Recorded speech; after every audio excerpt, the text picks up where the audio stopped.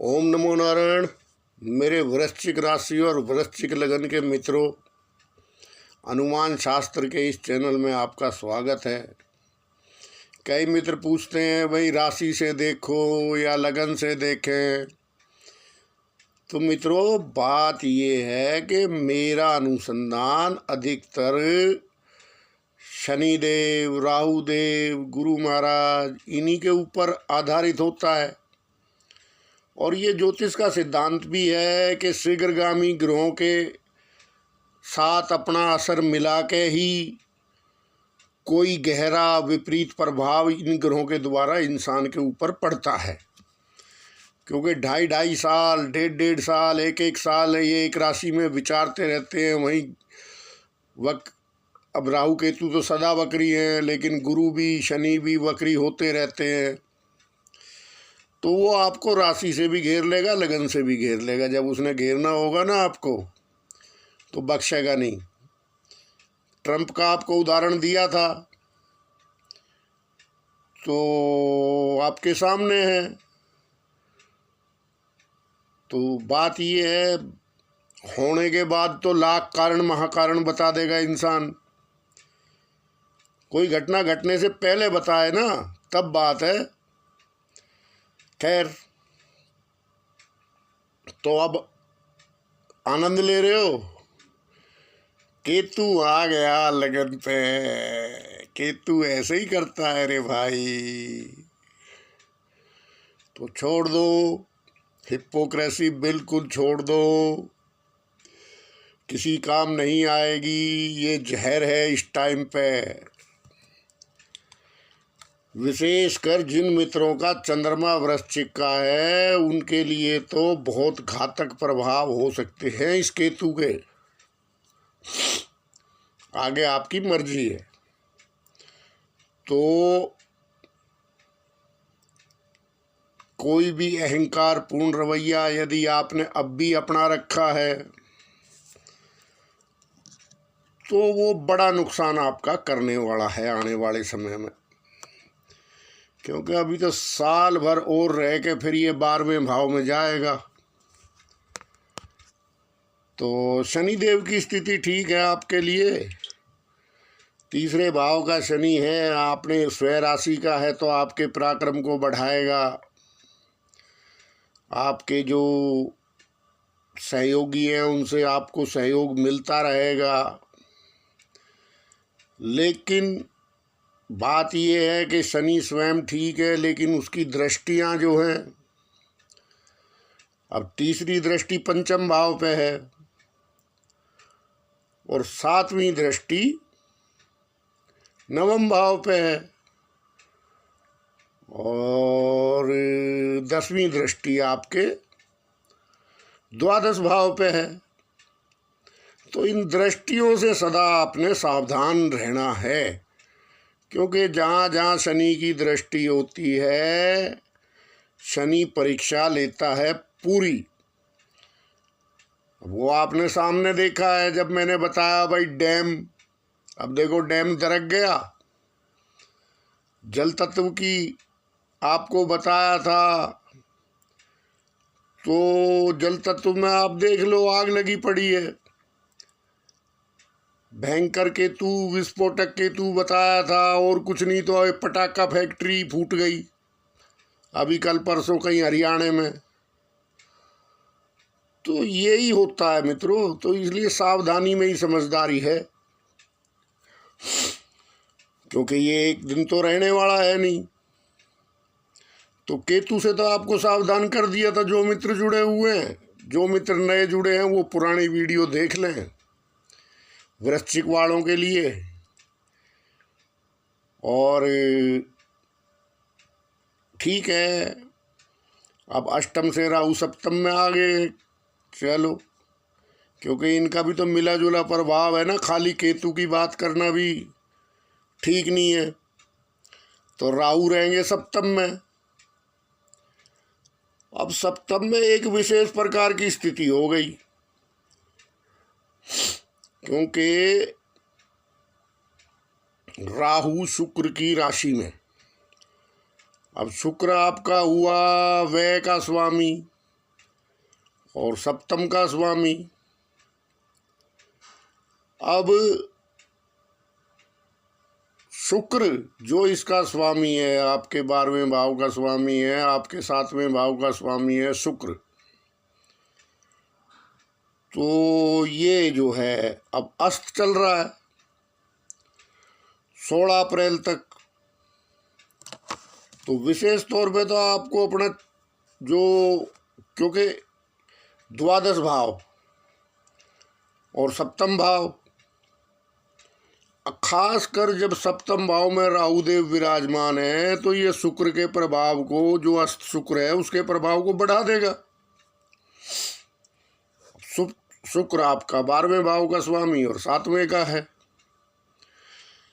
तो कोई भी चारित्रिक, अगर आप में कोई कमजोरी है तो इस समय में आप थोड़ा सा 16 अप्रैल तक शुक्र जो है उदय होंगे, तो शायद आपको रोक टोक लगानी चाहिए। कोई भी अगर आपके गलत संबंध है, कोई भी अवैध संबंध है, क्योंकि देखो सप्तमेश हो गया आपका परिवार, आपकी फैमिली, आपकी पत्नी, आपका पति, और द्वादश भाव हो गया सैया का। अब सप्तम में राहु विराजमान है तो उस रास्ते आपका बड़ा व्यय हो सकता है। फिर कहीं आप चक्कर में फंस गए तो आगे आपने जैसे करना करो, मैं किसी को जबरदस्ती तो भाई रोक नहीं सकता। तो ऐसा ना हो ये राहु आपको संकट में फंसा के फिर 1 साल आपका पूरा ही खराब कर दे 2021। तो इन चीज़ों से बचो। दूसरा, द्वादशे शुक्र है आपका, तो शुक्र जो है वो आपके व्यय का भी स्वामी है, ऊपर से शनिदेव की दृष्टि भी है उस पर। तो कोई बड़ा व्यय यदि आप करने वाले हैं तो थोड़ा सा रुक जाए, देख लें पहले। ऐसे कोई काम धाम के लिए रोक टोक लगाने की ज़रूरत नहीं है, लेकिन कोई जैसे विशेष व्यय आप करने वाले हैं तो उसके लिए आप थोड़ा सा एक बार सावधानी से विचार एक बार और कर ले मेरे कहे अनुसार। बस इतनी सी बात है। मंगल तो रहेंगे ही रहेंगे राहु के साथ, तो मंगल आपको यहाँ पे, क्योंकि मंगल की दृष्टि बढ़िया है मंगल की, क्योंकि कोई ग्रह खाली ये तो नहीं है कि जिस राशि में बैठा है उसी के प्रभाव देगा। जैसे शनि की 3 दृष्टि हैं, गुरु महाराज की 3 दृष्टि हैं, तो ऐसे ही मंगल की भी है। तो मंगल तो आपका लग्नेश है भाई, तो लग्नेश है तो चौथी दृष्टि आपके कर्म भाव पे रहेगी। तो यदि आपने उग्रता के, क्योंकि देखो उग्र तो है, तो अगर आपने कोई ऐसा वीडियो सुन लिया है कि भाई सप्तम भाव में अंगारक फलाना ढिकड़ा आग लग गई, धुआं उठ गया, ऐसा कुछ नहीं है। अपने आप को संयमित रख के, बहुत बढ़िया दृष्टि रहेंगी मंगल की, तो राहु उसका भी प्रभाव बढ़ाएगा, मंगल का भी, आपके लग्नेश का भी। राहु तो जिसके साथ लग जाता है बस उसका प्रभाव असीमित बढ़ा देता है, तो उससे बचना है आपने। कभी ऐसा ना हो ये असीमित प्रभाव इतना बढ़ा दे कि आपका मोक्ष ही करवा दे, वो नहीं करना है अभी कि भाई भगवान अभी यार रहना है दुनियादारी में, आनंद लेने हैं, अभी आनंद लेने भेजा है, तो ये भावना रखनी है।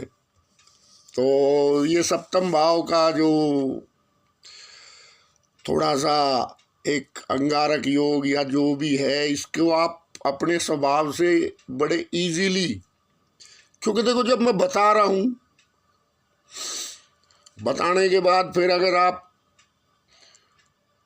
हिपोक्रेसी करोगे, क्रोध करोगे, तो फिर भाई अभी जो जानते हुए गड्ढे में पड़ेगा उसको कौन एस्ट्रोलॉजर रोक लेगा और कौन भगवान रोक लेगा। तो लेकिन जब नेगेटिविटी पता है कि भाई गाड़ी सामने रोड खतरनाक है, गड्ढे वड्ढे है रोड पे, तो गाड़ी 30-40 पे चलानी चाहिए। अभी तुम कहोगे नहीं हम तो 100 की स्पीड से गाड़ी चला भैया, मेरा क्या जा रहा है क्या। तो ये बात है, और अंगारक कुछ नहीं है। अपने ऊपर संयम आप रख गए तो कोई अंगारक नहीं है।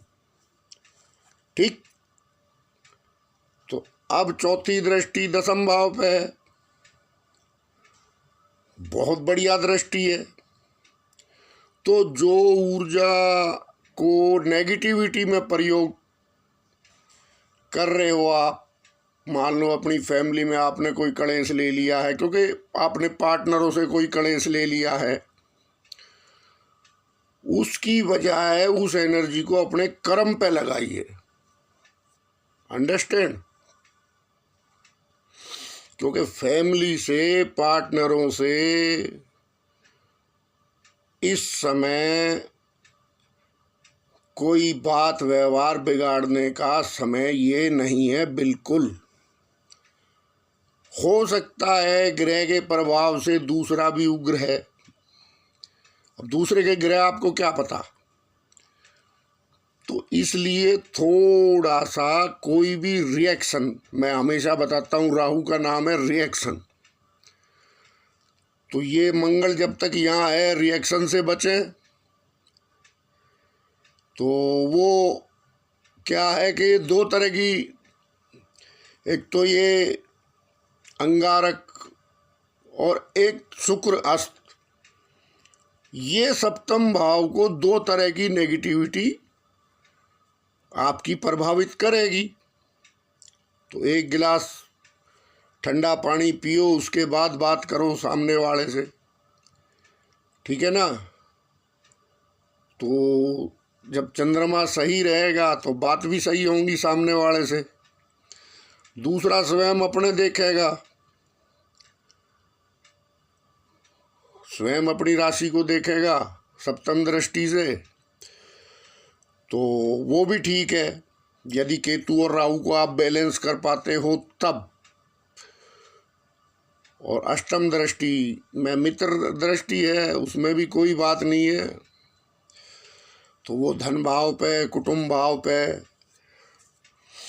अब तुम पहले ही कुटुंब में गदा लेके घूम रहे हो कि हाँ ये कर दूंगा वो कर दूंगा, तो भैया शांत हो जाओ। सब कबीरा इस संसार में सबसे मिलिए धाय, ना जाने किस रूप में नारायण मिल जाए। देखो निर्गुण संत ने भी कहाँ पे सगुण साकार रूप देखा है ईश्वर का।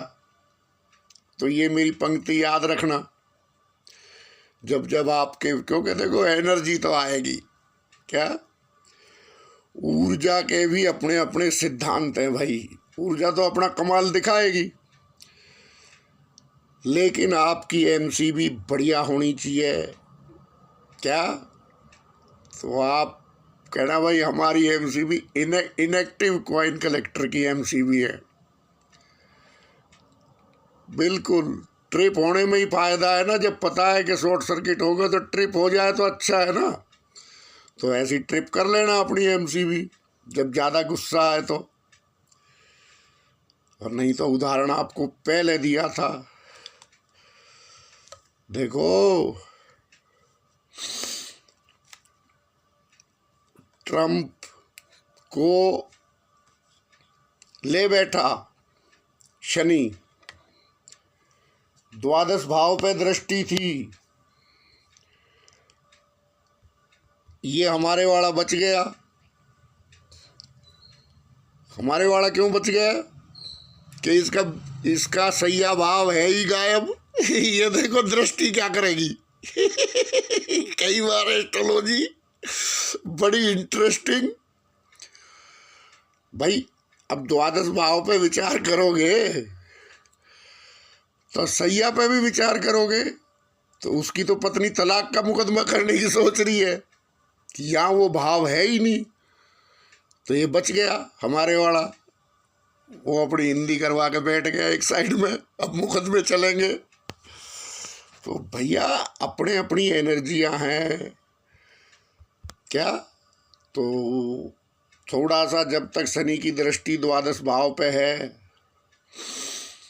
तो अब तो विशेष है क्योंकि शुक्र अस्त है।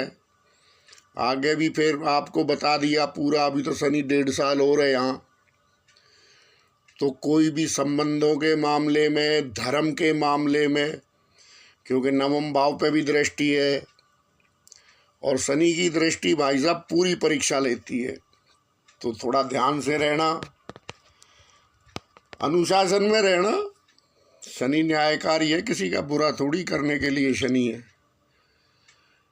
तो अब इस शुक्र से सावधान रह के और अपने सारे कार्य आप नियमित करो। कोई ऐसी टेंशन, कोई अंगारक, कोई भंगारक कुछ नहीं है, और नहीं तो सब कुछ है। अगर ठीक है तो ठीक है।